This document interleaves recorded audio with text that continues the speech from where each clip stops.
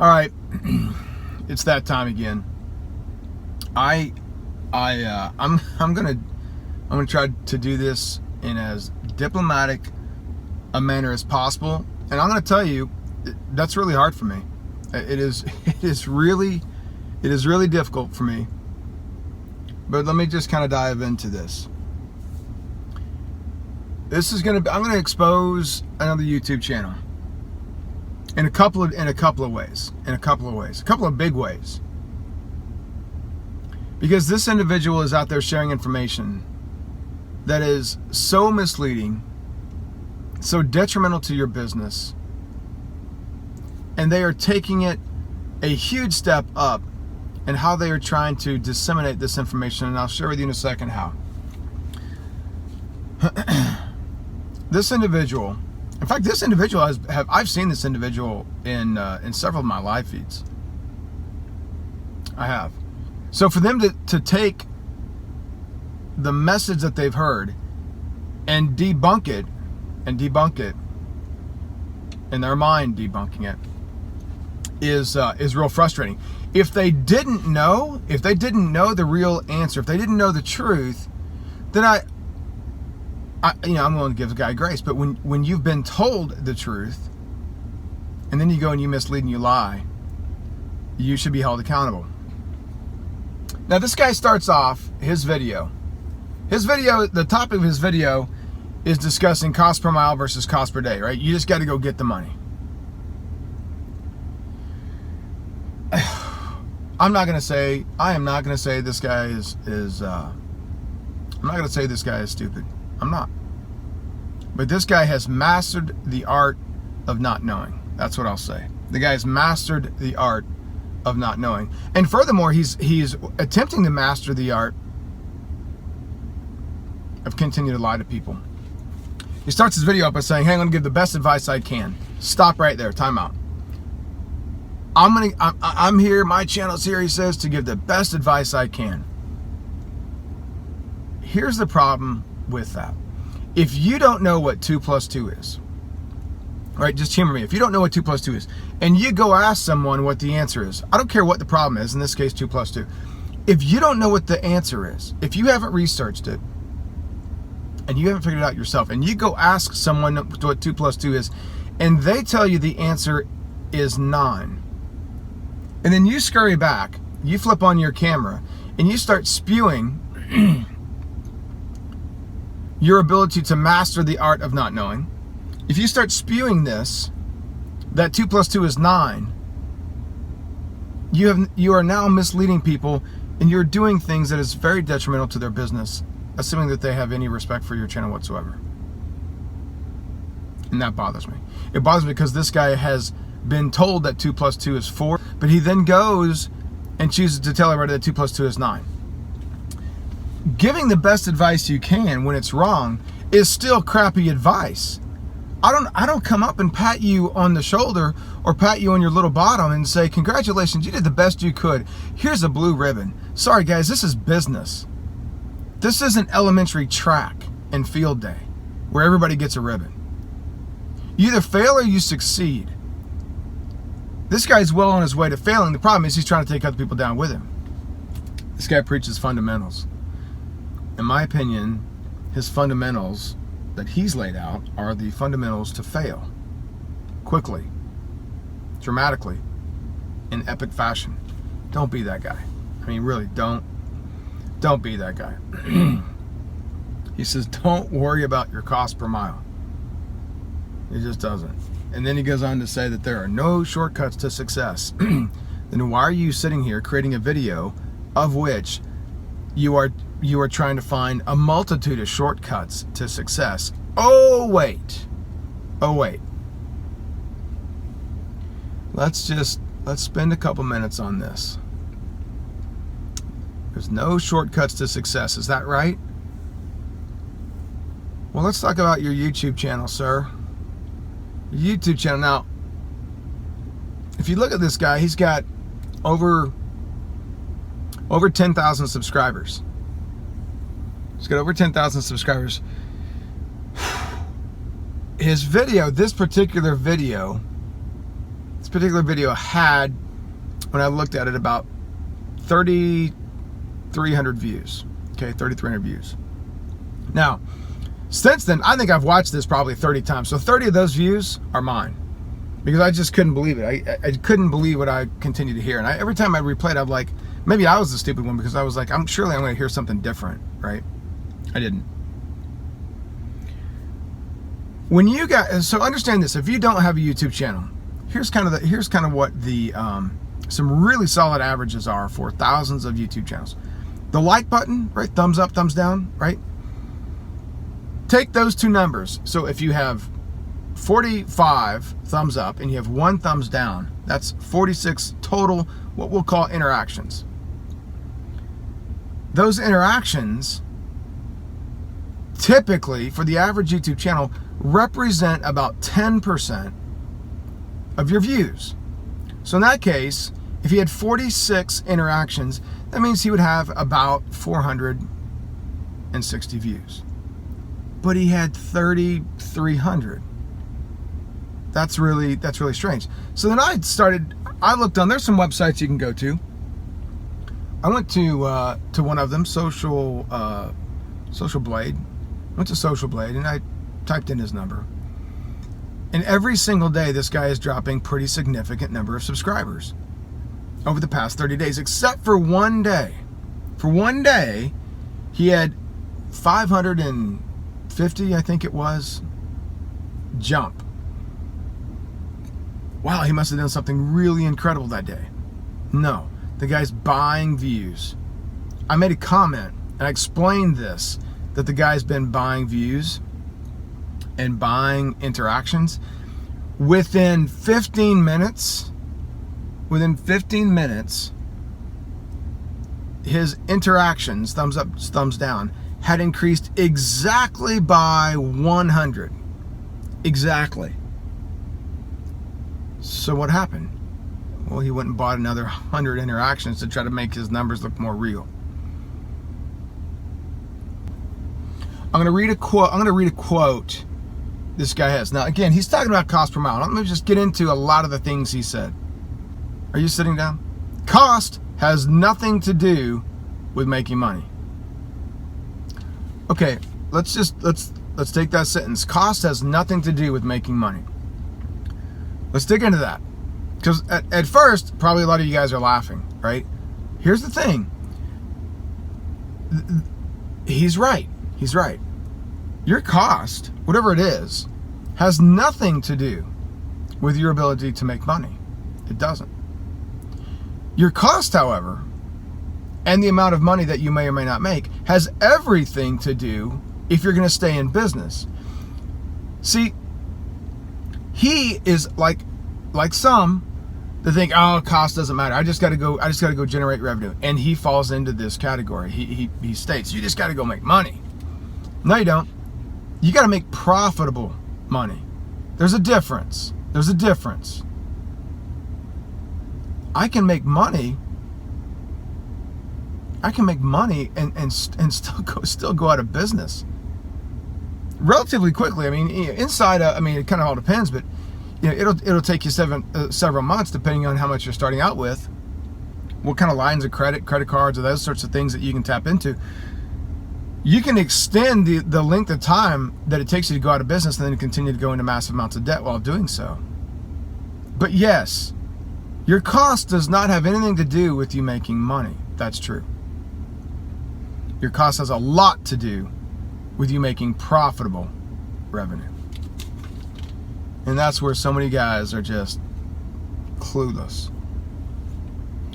He goes on to say, and this goes on to say, you're not gonna pay for anything without revenue. Yeah, no kidding, right? No kidding. Unless you've got some amount of money stashed away that you're gonna take out of some fund, savings, checking, whatever it is, business account, you name it, credit cards. You're right, Captain Genius. You're not going to pay for anything without money, without revenue. But again, at some point, you sort of have to start generating profit. So let's talk about this. One of the scariest, there's a lot of just scary things he said. one of the scary things he talked about was you don't need to be saving money. This maintenance fund, you don't need that. You already have all your money stashed away. Okay, but saving money for unknown issues is pretty important. It's really important. As I've said in other videos, most companies will fail within 2 years of starting out. Of those companies that do succeed and are still in business in 2 years, a high percentage of those fail within 5 years. You can Google that all day long and you can get exact percentages, but that's the truth. The reason a lot of those companies fail within those 2 windows is because of an unforeseen hurdle. In our business, as I've said many times, the smallest mistakes cost a lot of money. If you don't have some type of a reserve, a maintenance fund or something to overcome these challenges, expect to fail. This is that old adage, right? If you're failing to plan, you're planning to fail. That's the saying.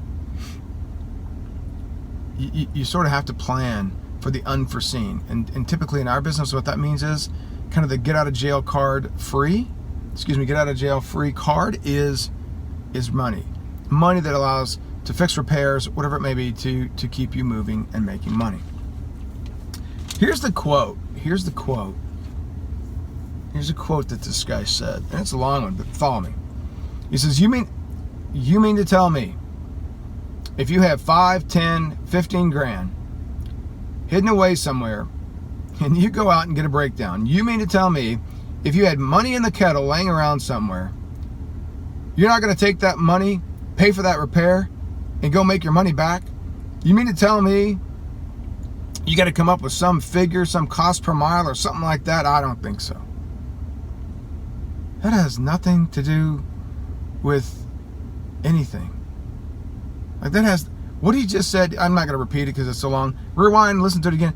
That has nothing to do with anything. This gentleman has mastered the art of not knowing. It's almost at an epic level. He has. He really has. He kind of digs into his perspective of cost per mile and why cost per day works so well. And he says people tend to think too much. I would argue you, sir, need to think a hell of a lot more. That's actually what I think. He says that mega carriers, he said too many owner-operators try to think like a mega carrier. So when mega carriers start out, they didn't think about cost per mile. They just thought about making that money. I'm not going to trust this guy's advice that he knows any executive at a mega carrier and has spoke to them and asked their opinion. What I will tell you is this: when we started our company, we never, ever, ever determined that cost per day and just getting money was the way to be successful. The way to be successful is identify your cost. I'm not going to get crazy detail. Here's a pencil, okay? Let's talk about this relative to your business for just a minute, so some people can understand. Let's say that I go somewhere and I ask them, what's it going to cost to make this pencil? And they tell me it's going to cost whatever, 85 cents. Okay, cool. So I got 85 cents to buy this pencil, but now I've got to get this pencil into some retail store so they can sell it. By the time I bring this pencil wherever it's manufactured at to my business or have it shipped directly to the retailer, let's assume that I've got another 15 cents worth of cost to get this pencil to a place where some person can buy it. 85 cents to manufacture it, 15 cents to get it into the retail store is $1.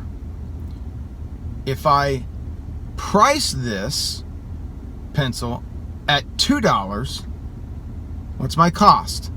My cost is still $1. My price is $2. My profit margin is $1 per pencil sold. It's at the most basic level. I'm not going to get into cost of goods sold and accounting and all that. We're just going to keep it really simple. Cost kind of your total cost, your price, and your profit. That's it. $1 to get it to a place where I can sell it. $2 is my price. Therefore, I've made $1 per pencil of profit, and I've made $2 of revenue. Follow that? Okay.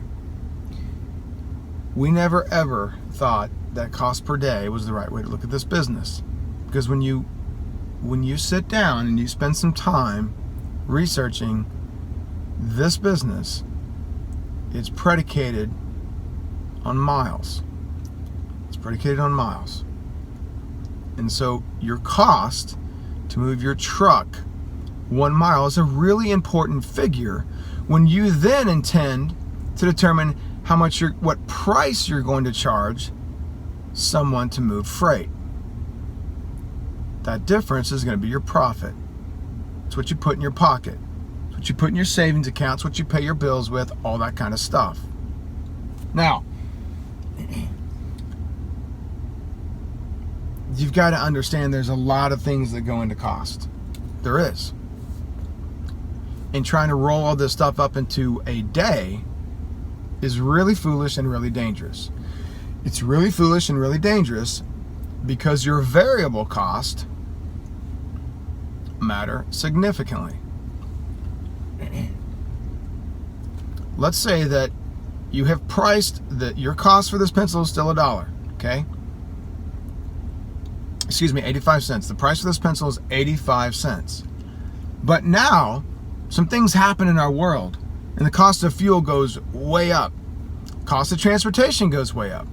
Now, instead of it being 15 cents to deliver each pencil, maybe it's going to cost you an additional $1.15 to ship this pencil. Okay? Now your cost for this product is $2.15. Okay?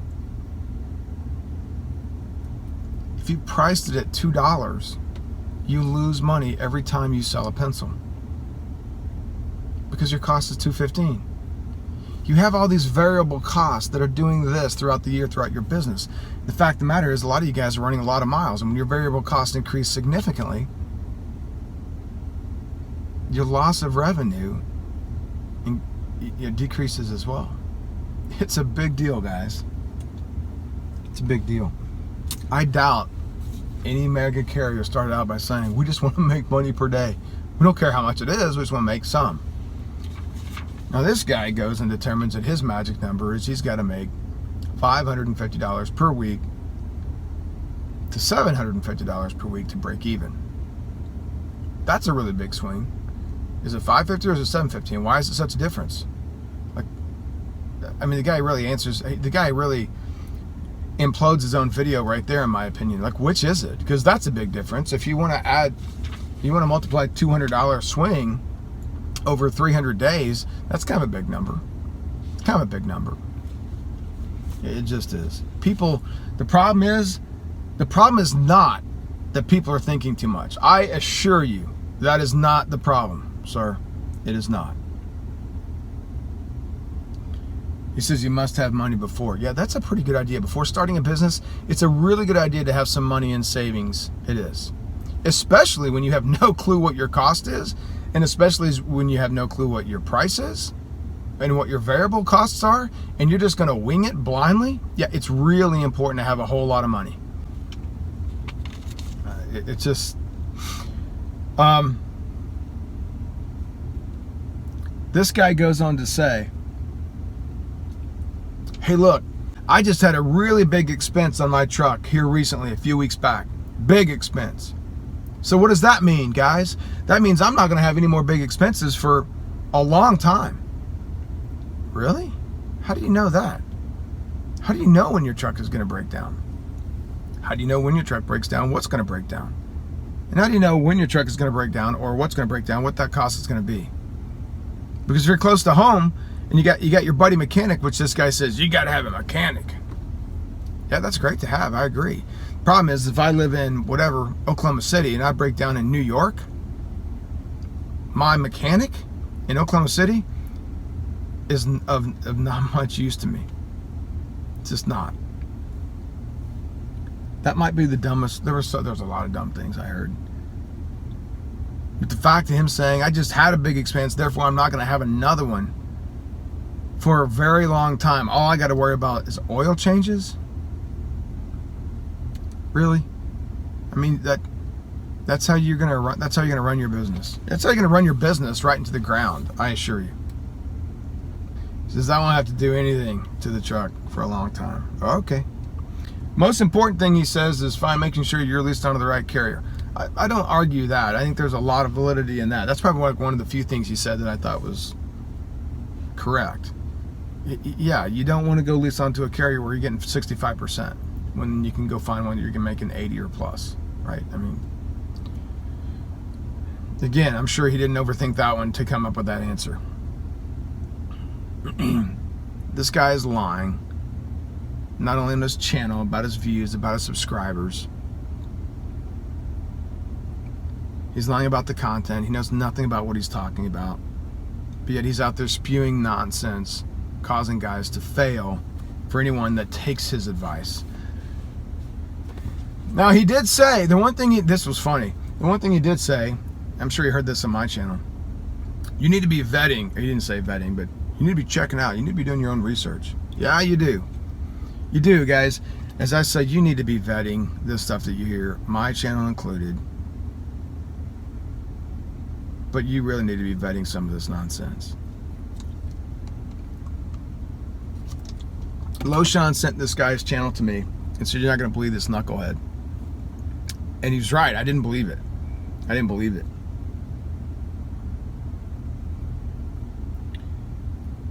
Guys, watch out for fakes, frauds. Watch out for guys that are lying on their channel, that are buying views, that are buying stuff to try to... What was it he said? Oh yeah, no shortcuts to success. But yet that's exactly what he's trying to do. He's trying to look important. I will continue to expose these people that are charging you guys for crappy advice. For guys that are giving you crappy advice. This guy is having this seminar, charging crazy amounts of money to drivers. He comes on my channel a while back and he's having this debate about cost per mile versus cost per day. And he says, don't light me up. Why would I light you up? And then he starts going into... Well, the reason he said that is because he wants to try to argue and debate something that's stupid. And he knew it, which is why he said, hey, don't light me up. I'm gonna continue. I'm gonna start lighting guys up when they do stupid stuff. Don't sit there and intentionally lie to people as it relates to their business when you have no clue about what you're talking about. It's not about just getting money. It's about getting profitable revenue. These guys are sitting there losing money every single day because they have no clue. They can't factor in cost per day. What's a day? Is it a day that you're out, a day that you run? Is it 11 hours? Is it 14? Is it 8, 9 to 5? Is it if you drove at all? Because your cost is very different if you drive 50 miles versus 650 miles in a day. So don't you think that the amount of money you're going to need to make that day is probably going to change? No, if I just say I need to make $5.50 every day, then I'm good. Really? What if fuel goes up? What about your tolls? If you're consistently running in an area with tolls? What about? I could sit there and play this game all day long. There's a reason why cost per mile is the right way to do it, why most companies that are successful track the number of miles a truck needs to move per day. I was having lunch with Joe Harding last week. He used to work for Knight. He said Knight shared with me that they need to make X many miles per day to break even for that truck. They didn't say they need to make a certain amount of dollars per day. They track it on miles because that's the business you're in. Yes, time should have a component. If you're sitting in a dock all day long, yes, you want to factor in some amount of time to that. That's called detention. That's called truck order not used. That's called layover. All those types of things. That's when you factor in your time. To sit there and think that you're going to run. This other guy said, well, I factor in the fact, I'm going to run whatever it was. Call it 48 weeks out of the year. Really? Let me use Jay Cannell as an example when he was making money hand over fist out in the oil industry. And then he slips off his truck, and he snaps his ankle, can't get to a doctor. It starts to re-heal. Then he has to have surgery. He's out for like, I don't know, 2.5, 3 months. What happens to you? How much, think about this. Let's say that you've ran all year long. You've kind of taken your vacation on the holidays, and you're tracking relative to the numbers that the time off that you need to spend. And you're thinking you're going to take a day or 2 off for Thanksgiving and a week off for Christmas. And then you're going to have your 4 weeks off for the year, and you're doing great. And then sometime in middle November, some bad thing happens, and you break an ankle, and you're out for 2.5 months. Oops. You didn't factor that, did you? What are you going to do about your cost per day now? Can't make it up. You have no clue where you're standing. You have no clue where you're at. It's too ambiguous. It provides too many holes for failure. You need to be reducing the risk, reducing the opportunity where you're going to fail, not increasing it. And that's what cost per day does. The one exception to this is if you are running very, very short miles, a couple hundred miles a day at max, then yeah, your cost per day, you can kind of get away with it. But it's still not the smart way to go. Cost per mile, the guy says, you don't have to be some guru. You don't have to be a guru. Go pay an accountant $250. And then you can be running your business smart, efficient, like a guru. You can know where you stand. You can know what your true cost is, not guessing with a swing of $200 per day. Guys, do not listen to these people. Do your own research. Find out if these guys are buying viewers, or buying subscribers, or buying interactions. If what they're saying, what's coming out of the mouth sounds like a load of crap, guess what? It's probably a load of crap. Don't be the guy that has mastered the art of not knowing. Don't be the guy that fails at his business. You guys take too much risk, put too much time away from family to listen to clowns like this. As always, my opinion from this side of the steering wheel. Stay safe. Take care.